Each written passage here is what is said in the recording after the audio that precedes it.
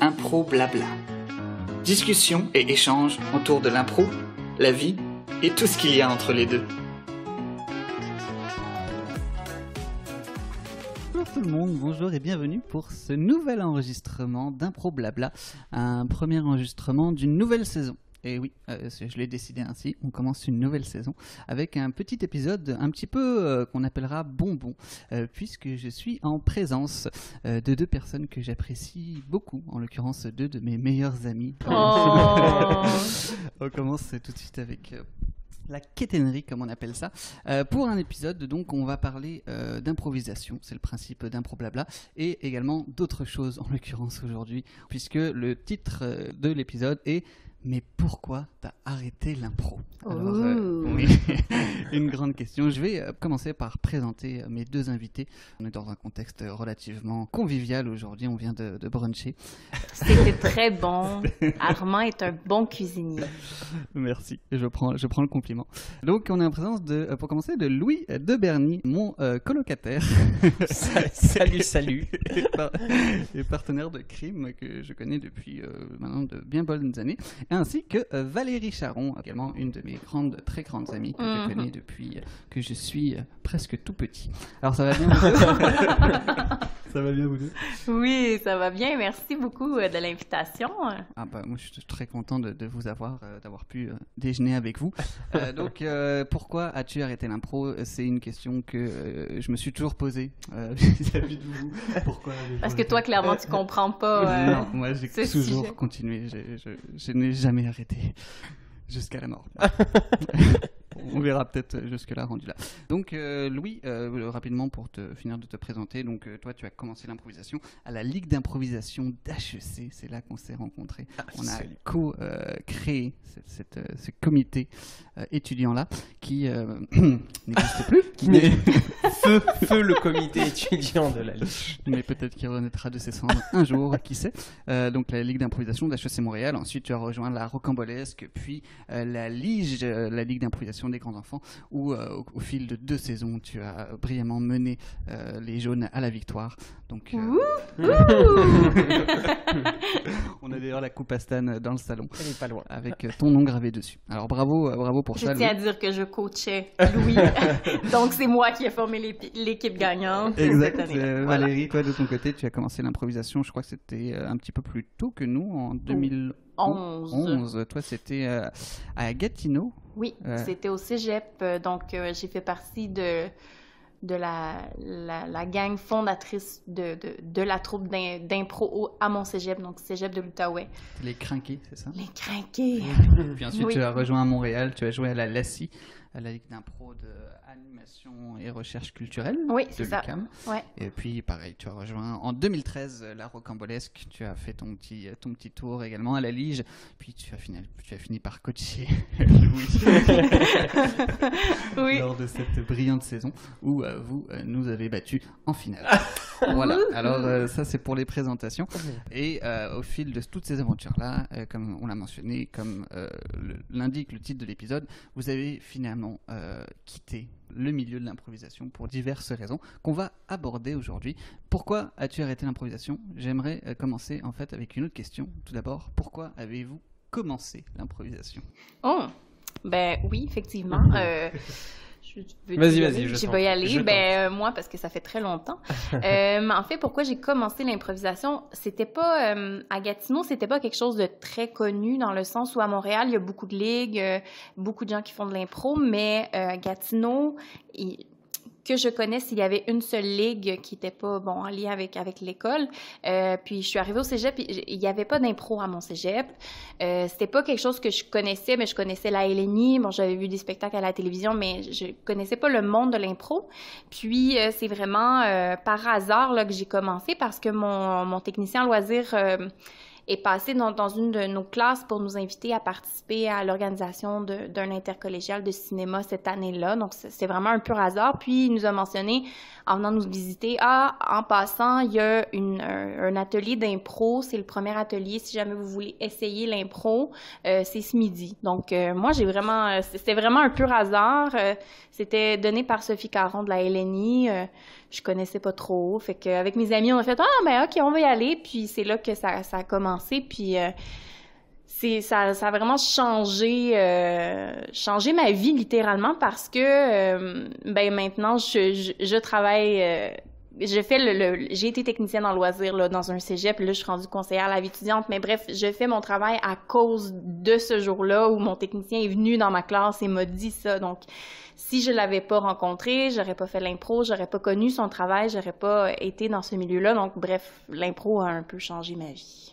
Puis ça a été une piqûre, tu sais, l'impro, c'est ça que ça fait quand tu y goûtes, tu peux plus t'arrêter. Jusque où on l'a arrêté maintenant, si tu peux. On en parlera, mais donc c'est ça a été une piqûre pour moi quand même pendant 10 ans là, de ma vie là. Donc ouais. Cool. Puis ensuite tu as rejoint la Rocambolesque et c'est là qu'on s'est connus, l'été 2013, je crois. Oui. Parfait. Alors Louis, même question. Pourquoi toi t'as commencé l'impro? Alors moi, pourquoi, comment ça a commencé à l'université. Il y a eu le début de l'année universitaire, les cours ont commencé, tout ça. Et puis, j'avais conscience que ça pouvait être une bonne idée de se trouver un comité ou une association, comme ça se fait dans le milieu étudiant, pour à la fois s'occuper et puis voilà, apprendre des choses. Mais je savais vraiment pas laquelle pouvait m'intéresser.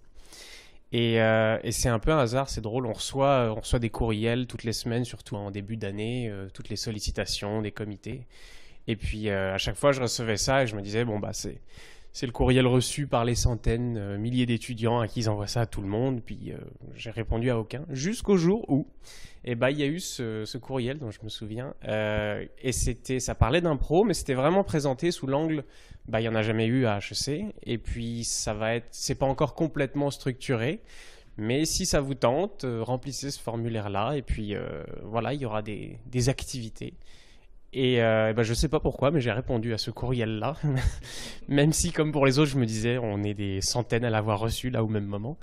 J'y ai répondu, et puis c'est là qu'on s'est rencontrés, Armand. Et c'était pas intimidant, on était une vingtaine, trentaine, au tout début. Au tout début, on était moins de 20. Non, il y avait 3 équipes, je crois, 3 équipes de 4, fait que mais une quinzaine.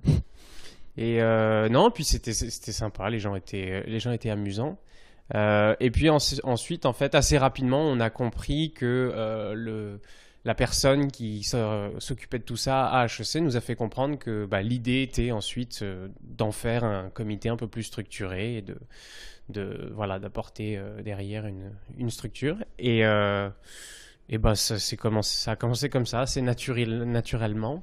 Les choses se sont faites, les gens étaient sympas. Je connaissais pas nécessairement énormément l'impro avant, je savais qu'il y en avait à Montréal, mais j'en avais pas vu dans les bars ou quoi. Je savais juste qu'il y en avait. Et donc voilà, ça a été ça ma porte d'entrée. Et puis ensuite, toi Armand, qui était du côté de la Rocambolesque, ça commençait. Ça m'a entraîné un peu là-dedans. Après toi, voilà, j'étais happé un peu par ça. Et j'ai découvert, c'est différent du milieu universitaire, que ce soit l'ambiance, les matchs, l'organisation, enfin c'est autre chose, mais c'est plaisant aussi, et j'ai découvert ça aussi, cette autre facette de l'impro là. Parfait, donc c'est vraiment plus une activité de groupe que vous avez commencé, c'est ça, sans vraiment trop quoi vous attendre. C'est ça, en fait je me rends compte que les deux, ça a été un peu... littéralement improvisé là. Notre arrivée dans l'impro, c'était pas j'en ai vu et je veux en faire, je veux l'essayer, ça nous a je pense que les deux, ça nous a un peu pris par surprise. Ouais, l'impro est venu à vous. Ouais, exact. Ouais, puis tu découvres au fur et à mesure, en fait, c'est un peu, je sais pas, comme une série sur Netflix, en fait, tu découvres au fur et à mesure des nouvelles catégories, des nouvelles, enfin voilà, il y a du nouveau, façon de jouer. Régulièrement, nouvelles façons de jouer, Parfait. Donc vous avez fait votre petit bout de chemin, hein, vous jouez à différentes places. Et à quel moment vous avez commencé à remettre en question ce que vous ressortiez de la pratique de l'impro? Moi, je pense que j'ai commencé à me poser des questions quand j'avais plus de plaisir à sortir pour aller faire un match ou quand j'avais plus hâte de voir mes amis à l'impro que de faire de l'impro. Puis moi, ça n'a pas été du jour au lendemain où j'ai dit « OK, c'est fini l'impro ». J'ai commencé, ça a été graduel. J'ai commencé à dire « Ah, je ne vais pas faire d'équipe, mais je peux quand même remplacer dans les équipes ». Là, c'était de plus en plus « Ah non, finalement, ça ne me tente plus ». Puis ça a été vraiment comme à long terme. Parfois, je revenais remplacer dans une équipe parce qu'il manquait un joueur comme à long terme. Donc, je rembarquais dans une équipe, mais ça s'est fait graduellement. Puis à chaque fois, j'étais comme « Mais pourquoi je fais ça déjà? » Mais c'est ça. Moi l'impro, comme j'ai dit tantôt, ça a apporté énormément dans ma vie. Ça a changé ma vie. J'ai adoré faire l'impro. Ça a été une bonne partie de ma vie. Ça a été très important pour moi. Puis à un moment donné, je pense que je suis juste passée à autre chose. Puis tu sais, bon, il y a plusieurs raisons, là, je pourrais les nommer plus tard, là, mais grosso modo, c'est ça. Là. Ça s'est pas fait du jour au lendemain. Est-ce que c'est justement, quand tu parlais de plaisir, est-ce que c'était sur scène le fait de créer ou d'être dans éventuellement la pression de la performance devant le public? Je pense que c'est un mélange de tout ça.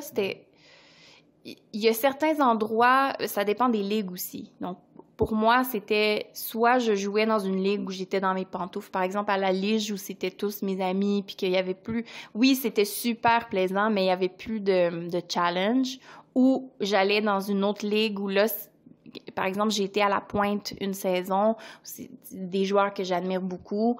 Là, je me sentais comme pas assez bonne. Là, j'étais là, ouf, c'est un autre niveau. Fait que, je sais pas, là, ça me stressait. Donc, il y a comme les deux côtés, là. C'était soit j'étais dans mes pantoufles ou soit je stressais parce que j'étais comme, ouf, on dirait que je suis plus capable d'inventer des histoires où c'est tout le temps la même chose, où je me trouve pas drôle. Donc, je me mettais de la pression.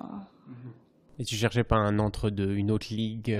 Oui, mais en même temps, le goût de jouer commençait à me manquer aussi, puis m'adapter ailleurs, je sais pas. Je pense que je voulais pas assez pour chercher une ligue qui était justement entre les deux, là. C'est ça, mettre l'énergie dans la recherche de nouveaux défis. Parfois, c'est un défi en tant que tel. Ouais, c'est ça. Toi, Louis, est-ce que ça ressemble un peu à ça? Non, je pense que quand j'ai commencé à me poser cette question-là, c'était l'inverse, dans le sens où ça partait d'un sentiment très positif. En fait, je pense que c'est à la fin de la saison qu'on a faite avec Valérie, qui nous coachait, où on s'est beaucoup amusé. On s'est beaucoup amusé et on avait une belle petite équipe, on s'entendait vraiment bien. Et on a gagné, il y a à peu près rien qui a mal été dans cette saison-là, vraiment. Et donc, je pense que c'est après avoir donc soulevé la coupe que je me suis dit, que j'ai peut-être eu, je sais pas, comme un peu peur de me dire « Ah, mais ça va être forcément moins bien à partir de maintenant. » J'ai peut-être eu cette petite... Ouais, ça a commencé peut-être le hamster dans la tête à tourner comme ça. Donc, ça partait vraiment une bonne humeur, de quelque chose de positif. Et j'ai peut-être commencé à avoir des petites craintes.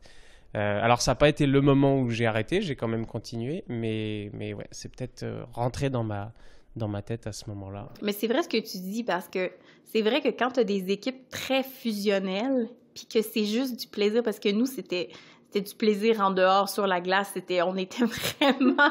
Bref, on a fait le party beaucoup. Puis mais c'est vrai ce que tu dis, je pense que c'est la peur de se dire, bon, j'aurais pas une équipe comme ça plus tard, puis... Mais oui, je comprends ton point. Et le moment où vous avez dit, c'est bon, je raccroche je raccroche mes jogging.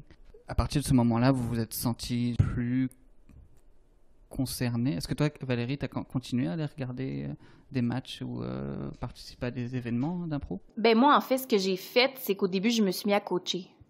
Donc, quand j'ai arrêté de jouer, c'est sûr que ça m'est arrivé peut-être 1 ou 2 fois d'aller faire un match par-ci par-là, mais quand j'ai décidé d'arrêter de jouer, je me suis mis à coacher. J'ai coaché à la Lassie, après ça, j'ai coaché Louis à la Lige, puis c'était ma façon de continuer à être présente, de continuer à faire des matchs, mais d'enlever justement cette pression de performance-là sur scène. Fait que pour moi, j'ai adoré coacher, moi je trouve que les équipes que j'ai coachées, ça a toujours été les meilleures. Hein. J'ai trouvé que j'avais un don pour créer des bonnes équipes, mais mais je rigole, mais tout ça pour dire que j'ai eu beaucoup de plaisir à coacher. Je pense que justement, j'avais peut-être même plus de plaisir à coacher que de jouer. Mais j'ai arrêté le coaching aussi. Puis en fait, je pense que c'est juste j'ai arrêté l'impro au complet pour essayer d'autres choses dans ma vie. Puis je regrette pas non plus. Peut-être qu'un jour je reviendrai pour coacher, puis ça va me faire un grand plaisir. Mais je pense que mes joggings à moi sont officiellement accrochés. Ça, on sortira ça. C'est comme les politiques quand ils disent « je reviendrai jamais », tu vois. Dans 5 ans, on va te ressortir l'extrait, là. Expliquez-vous, Madame Charon. Tu ris, mais je parlais à mes collègues de travail une fois, puis j'arrêtais pas de leur dire « moi, c'est fini, là, je fais plus d'impro, c'est fini ». Puis je retournais toujours faire des matchs parce qu'Armand, bon, évidemment, Armand, il me disait « oh Val, il manque quelqu'un pour jouer ». Puis là, je retournais, puis là, à chaque fois, ma collègue me disait « Val, tu m'avais dit que tu faisais plus d'impro », puis on a fait un enregistrement une fois, sur l'heure du dîner, qui disait « je jure solennellement que je vais jamais retourner faire de l'impro ». Mais bon, on l'a pas ressorti, mais tu parles d'enregistrement, on l'a déjà fait. On en a un autre ici. On va te trouver une Bible, on va te faire jurer. Toi, Louis, comme tu disais, à partir de la fin de la saison d'été 2017, justement, le soir où tu as remporté la coupe, c'est là que tu t'es dit j'arrête Oui, donc j'ai fait donc, cette saison d'été, en me disant dans un coin de ma tête qu'est-ce qui va se passer. Ça a quand même été une saison que j'ai bien appréciée aussi. Pour différentes raisons, il y a une autre équipe. Mais arrivé à ce moment-là, je me suis dit, je pense que si je me relance dans une saison complète, ce sera celle de trop. Donc, non, mais je voyais le moment où probablement, au bout de quelques mois, je commencerais à trouver ça fatigant, ce qui n'était pas encore le cas. Et donc, plutôt que de prendre ce risque-là, je me suis dit, je me suis pas dit j'arrête pour toujours. Et je ne me le dis pas encore, moi. S'il y a des électeurs qui nous écoutent, je ne m'engage pas à arrêter pour toujours. Non, mais je me suis dit, oui, on va faire une vraie pause, là. Et puis, pour l'instant, la pause dure toujours. On verra. Mais Et parce qu'il y a un petit peu cette notion-là aussi. Je pense que vous l'avez tous les deux dit, le mot, c'est fatigant. Ça prend de l'énergie. Vous l'avez senti à partir du moment où vous avez enlevé de votre calendrier... votre horaire, l'impro, ça faisait une différence même d'un point de vue social? Ouais, en fait, c'est ça. Pour moi, l'impro, c'était énormément social. Mes amis, c'était tout du monde d'impro. Puis je pense qu'il y a beaucoup, beaucoup de gens d'impro qui pourront dire ça, que leur cercle social, ce sont des gens d'impro. Puis en fait, moi, c'est juste le fait d'aller chaque semaine, parce que moi, j'ai toujours été une fille, quand je suis dans une ligue, je suis investie, je suis là chaque semaine, même quand je joue pas. Moi, je trouve que c'est la base même d'une ligue. Donc, pour moi, c'était très important. Puis quand j'ai commencé à pas avoir envie d'aller à chaque semaine ou que j'avais des choses qui me permettaient pas d'aller voir les matchs, j'étais comme, OK, je suis pas investie à 100%, puis je suis pas là pour les autres joueurs. Puis tu sais, je trouve ça important aussi. C'est pas juste ton équipe, c'est la ligue au complet, là, dans le sens où faut être là pour participer, pour aider, pour faire le staff, tout ça. Fait que c'est ça, c'est très social. Mais quand t'as plus le temps de faire ça, puis de prendre soin des autres joueurs, puis d'être là, puis de sortir, parce que moi, je trouvais ça plate, les gens qui faisaient leur match puis qui partaient après. Donc, à un moment donné, ça fait partie de la ligue de sortir puis de jaser puis d'apprendre à connaître les autres. Fait que quand j'ai commencé à plus pouvoir faire ça, j'ai fait OK, je pense que j'ai plus le temps à accorder à ça. Mm-hmm. Puis tu sais, je pense aussi que ça fait partie de la vie dans le sens où maintenant j'ai un emploi stable, tu sais, j'ai un copain, j'ai une vie, tu sais, fait que je pense que en fait, je sais qu'il y en a des gens qui ont des enfants puis qui vivent leur vie puis qui continuent à faire l'impro puis qui aiment ça. Mais tu sais, moi, ça fait partie de mon apprentissage, de ma jeunesse, de l'université. Puis là, j'ai continué plusieurs années après avoir fini l'université, mais je pense que c'est ça qui a fait que j'ai arrêté l'impro. Mm-hmm. Oui, un peu la même chose. Moi, c'est vraiment l'aspect c'est l'aspect jeu, c'est le jeu qui était au centre de mes réflexions. Parce que le fait de venir à d'autres matchs, de donner un petit coup de main quand il y avait besoin, oui, ça m'arrivait et je considérais que c'était normal, ça fait partie de la vie de la Ligue. Mais ça rentrait pas vraiment en compte quand j'y réfléchissais, est-ce que je vais arrêter ou pas, parce que ça me fatiguait pas, voilà. Mais c'était vraiment ouais, l'aspect jeu, l'aspect trouver des nouvelles idées, le plaisir à jouer, c'est sur ça que c'est basé ma réflexion pour savoir si je continuais ou pas. Et quand vous posez un regard justement sur vos années d'improvisateur et d'improvisatrice, qu'est-ce que vous en retirez? Dans le sens, peut-être Val, tu dis que ça a changé ta vie, mais a posteriori, je sais pas, que ce soit dans ta personnalité, dans tes compétences professionnelles éventuellement. Plein de choses, mon Dieu. Déjà l'impro, je pense que ça nous apporte énormément sur l'interaction avec les gens, d'improviser, tu sais, on s'entend, là, moi, mon travail, je parle beaucoup en public, donc, tu sais, le fait de prendre un micro puis de parler devant 250 personnes sans avoir le moindre trac, bien ça m'a apporté ça. Puis, je dis ça, mais à la fin, j'avais du trac à faire l'impro, là, fait que c'est un peu ironique tout ça, mais bref, ça m'a aidé grandement.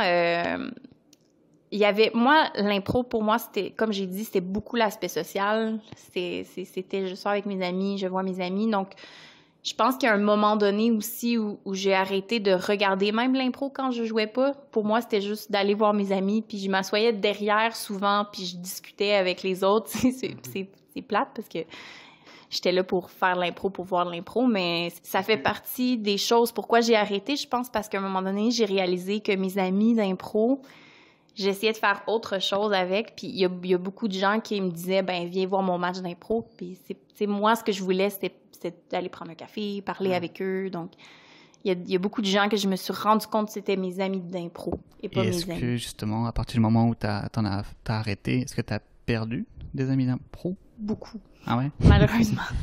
Ouais. Est-ce que t'as une liste? Non. On veut des noms. Ouais. Ouais, ben oui, malheureusement, c'est plate, mais il y a beaucoup de gens que je vois plus à cause de ça. Puis il y en a que, tu sais, c'était normal dans le sens où c'était pas des amis très proches, tu sais, c'était des amis que je voyais à l'impro, mais il y a des gens que je voyais vraiment chaque semaine pendant plusieurs années. On a fait beaucoup le party ensemble, puis finalement, bon, après 2-3 fois, elle dirait, est-ce qu'on fait quelque chose? Puis, ben, viens voir mon match. Ouais, non, tu sais, c'est pas ça que je cherchais, là. Fait que malheureusement, ouais. C'est la vie. C'est la vie. Je rappelle les questions pour toi, Louis. Est-ce que tu te souviens ce que t'en as retiré? Alors, déjà, beaucoup de plaisir, ça c'est certain. Et puis, même si j'ai arrêté, ça reste associé à une forte idée de plaisir, l'impro. J'ai pas perdu ça. Je pense que ce que j'en ai retiré professionnellement ou sur moi, je pense pas que je le réalise complètement, mais c'est sûr que ça m'a apporté. J'ai pas dans mon travail à parler devant 200-250 personnes, faudrait me faire essayer et si je m'évanouis pas, ce sera sans doute grâce à l'impro, on verrait. Mais oui, bah c'est surtout du plaisir. On a voyagé aussi un peu avec les coupes universitaires d'impro. Donc, non, c'est des belles images que j'ai en tête. On a des beaux souvenirs ici. Les deux coupes universitaires que la Liche a participé, je tiens à préciser que j'étais présente et que je ne jouais dans aucune équipe. J'étais seulement présente.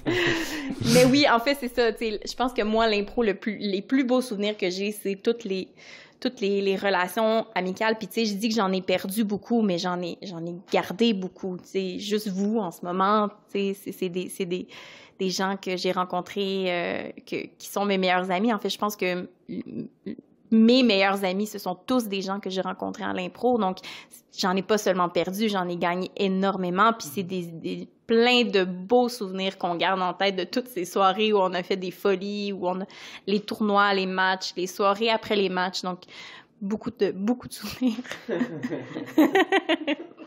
Et maintenant que vous avez pris justement du recul par rapport à ce milieu-là, comme tu dis, tu as quand même gardé certaines connaissances. Puis Louis, tu me vois continuer à aller avec tous mes événements que je peux faire à travers aussi avec la rocambolesque. Quel regard vous posez à distance sur la façon dont ça peut évoluer ou par rapport au jeu, par rapport au milieu même? Moi, c'est une bonne question. Moi, j'ai peut-être un peu à la différence de Valérie, j'ai vraiment arrêté net. Quand j'ai décidé d'arrêter, je me posais plus la question, c'est que j'allais plus voir des matchs. Donc ça a été vraiment une coupure nette. Bon, via Facebook, on aperçoit quand même des choses ici et là, et on voit pas les matchs, mais on a le ressenti un peu de ce qui se passe, se trame encore. C'était quoi la question? Quel regard quel regard t'as? Tu vois des choses que tu n'avais pas vues à l'époque? Non, je pense pas être assez renseigné sur qu'est-ce que les ligues proposent comme nouveau format ou quoi. Ça je connais moins. Okay, donc t'as vraiment coupé à ce niveau-là. J'ai pas mal coupé, ouais, j'ai pas mal coupé. Moi, je pense pas que mon regard a changé parce que je pense que l'impro, ben là, c'est sûr que dans le contexte actuel, il faut se réinventer parce qu'on vit une pandémie mondiale, mais à part de ça, là, si on enlève cette partie-là, tu sais, je pense que l'impro, ben, il va toujours avoir des nouveaux joueurs, il va toujours avoir des gens qui vont commencer l'impro, il va toujours avoir des anciens qui vont être là, puis qui vont perpétuer un peu là, comment ça fonctionne. Puis, tu sais, je pense qu'il y a beaucoup d'initiatives aussi qui se créent pour essayer de justement changer comment on fait l'impro. Il y a des ligues qui vont garder un peu plus traditionnelles. Mais tu sais, mon regard en tant que tel n'a pas changé parce que j'ai arrêté. J'ai un peu coupé les ponts comme Louis, là, dans le sens où j'ai beaucoup d'amis qui font encore de l'impro. Puis quand ils parlent d'impro, ben je m'implique beaucoup moins qu'avant dans les conversations, là, mais je pense que ça continue à évoluer quand même. Je sais qu'en ce moment, il y a un mouvement là, au niveau de la sensibilisation des agressions sexuelles et tout ça qui se fait beaucoup dans le monde de l'impro. Ça, je suis très fière de ça. Je trouve qu'il était temps qu'on le fasse, fait que bravo. Mais à part de ça, mon regard n'a pas nécessairement changé. Là. Je continue de penser que l'impro, c'est très, très, très, très positif pour beaucoup de gens, puis que c'est vraiment personnellement à moi que j'ai arrêté, mais sinon, je vais toujours continuer à dire que je suis une improvisatrice et que l'impro fait partie de moi, même si j'ai arrêté. C'est pas parce que j'ai arrêté que mon regard est devenu négatif envers la chose. Au contraire. On en vient un petit peu à la question qui tue. Peut-être que vous vous y attendiez. Je voulais garder ça pour la fin, mais imaginons, dans un futur proche, la survie de l'humanité dépend du fait que vous deviez remonter sur scène pour un spectacle d'improvisation. On imagine. On imagine que si on va sur scène, hop, ils trouvent le vaccin contre la pandémie actuelle. Ça dépend de nous, ok.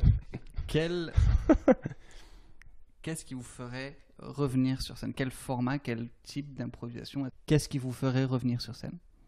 Moi, je pense que si tu me mets un match d'impro avec des amis que je sais que je joue bien ou qu'on a du plaisir ensemble, des gens d'anciennes équipes ou peu importe, mais tu sais, qu'on se fasse un gros party de gang, qu'on a du plaisir, puis qu'on rit, puis qu'il n'y a pas de pression, là, moi, c'est sûr que j'embarque. Puis en plus, on sauve l'humanité. Donc, comme, je vois pas pourquoi je pourrais dire non à ça. Mais tu sais, c'est ça. Je pense que j'ai fait un match il y a pas très longtemps, il y a peut-être 1 an, puis je suis retournée. On m'a demandé, veux-tu venir faire un match spécial? Puis je suis allée. Donc, tu sais, j'ai dit tantôt, OK, que je ferai plus jamais d'impro.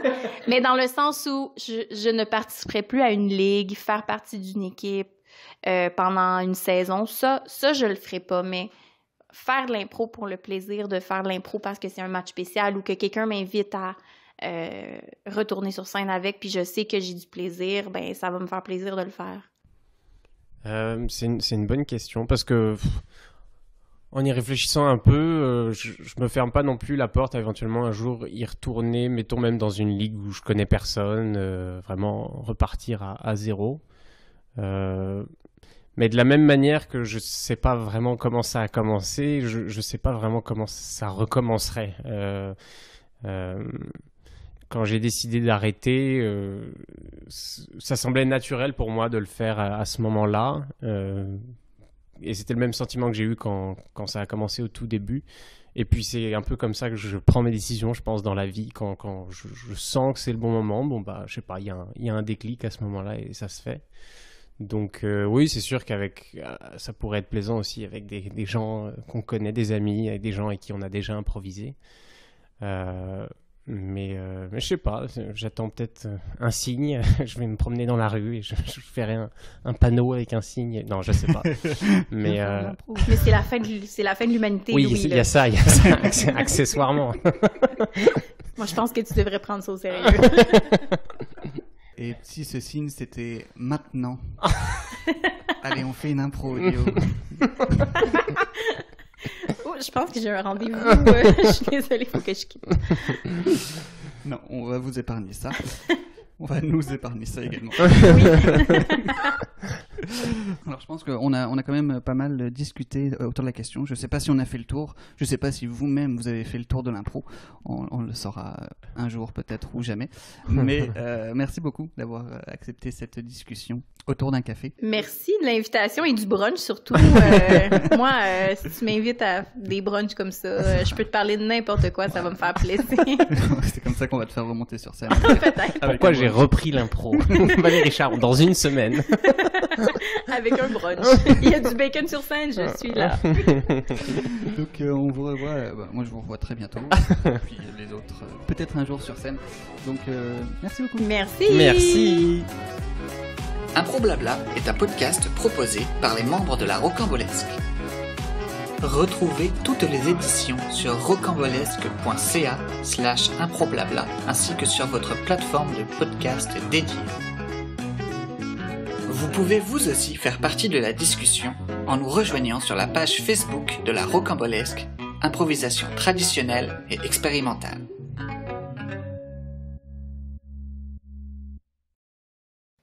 Ça n'a pas enregistré. Ok.